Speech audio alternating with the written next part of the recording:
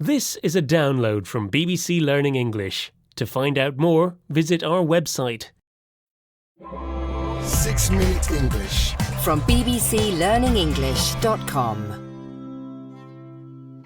Hello, this is 6 Minute English from BBC Learning English. I'm Beth. And I'm Neil. Phew, I've spent a day in meetings, then shopping, then collecting the kids from school. I'm exhausted, Beth. What have you been doing today? Oh, not much. Just sitting around, doing nothing, relaxing and kicking back. Lucky you. Don't you have any work to do? It may not look it, Neil, but I'm actually as busy as a bee. If you've seen nature documentaries about worker bees flying from flower to flower, you probably think animals are always on the move.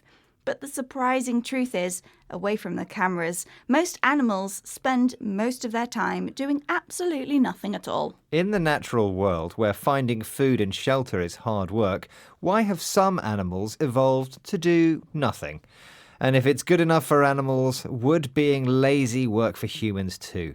That's what we'll be discussing in this programme, and as usual, we'll be learning some useful new vocabulary as well.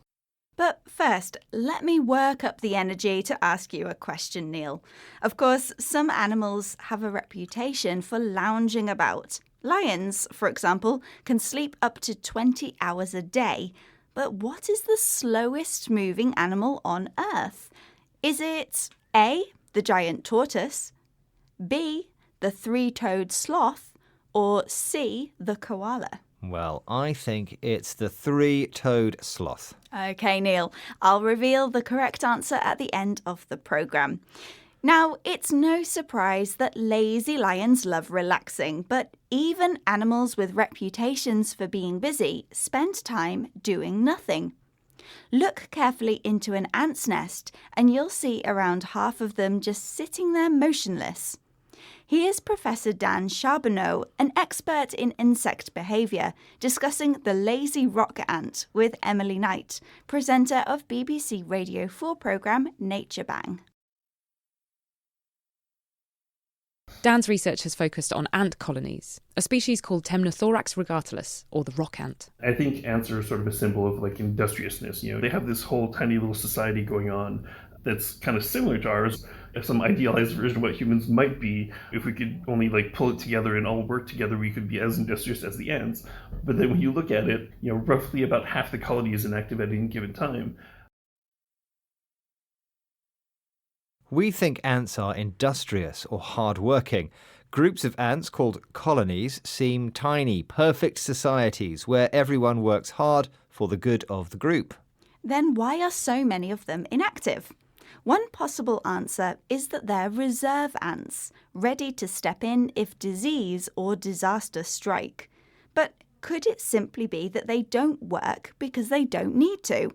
Would you get out of bed on Monday morning if you didn't have to? Maybe the ants can teach us a thing or two about relaxing, but wouldn't it get boring just sitting around all day? Not according to psychologist Dr. Sandy Mann. She thinks being productive, working to produce a lot for the amount of resources we use, is overrated. Boredom has its benefits too, as she explained to BBC Radio 4 programme Nature Bang. Would humans have invented bread or beer or fire, if we hadn't been bored and were wondering what on earth would happen if we mix this with this? Are all these sorts of inventions the mother of boredom?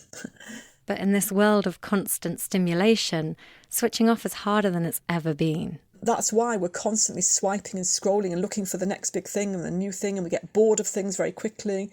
So it's a kind of paradox. To get rid of this unpleasant state of boredom is actually to allow more boredom into your life.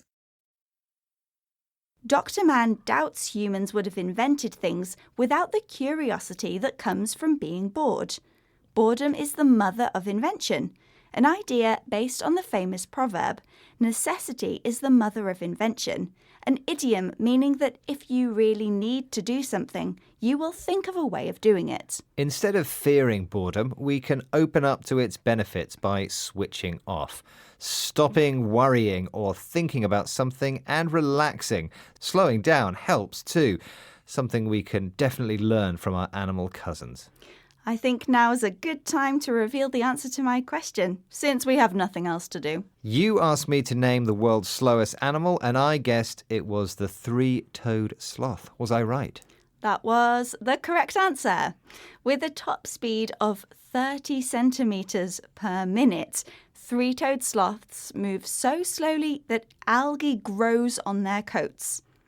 Okay, let's recap the vocabulary we've learned from this programme, starting with the phrase kicking back, to stop doing things and relax completely. The adjective industrious means hard-working. A colony is the name given to a group of certain animals, including ants and some seabirds. Someone who is productive is able to produce a lot for the amount of resources they use. The proverb, necessity is the mother of invention, means that if you really need to do something, you will think of a way of doing it. And finally, to switch off means to stop worrying or thinking about something and relax. Once again, our 6 minutes are up. It must be time to sit down, close your eyes, and just do nothing. Goodbye for now. Bye. 6 Minute English from the BBC.